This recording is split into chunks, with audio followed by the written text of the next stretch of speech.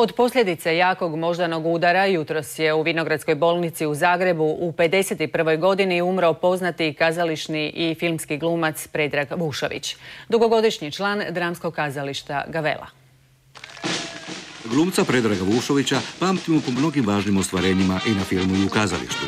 S filmskog platna sjećamo ga se po ulogama u Brešanovim filmovima, kako je počeo rat na mom otoku, Maršal, a jednu od posljednjih filmskih uloga ostvario u filmu 72 dana. Nezaboravan je njegov lik iz serije Bitanke i princeze, a gledali smo ga i u serijama Stipe u gostima, Putovanje u Vučjak i Odmori se, zaslužio si.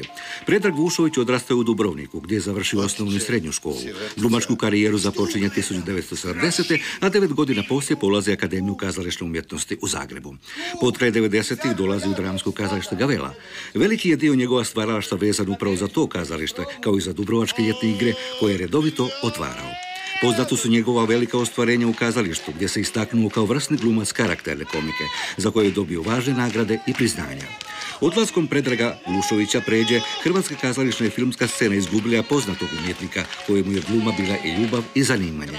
Veliki je to gubitak za naše pozornice i filmske scene, posebice za dramsko kazalište Gavela, koje je Predragu Vušoviću postalo i ostalo domom sve do njegove smrti.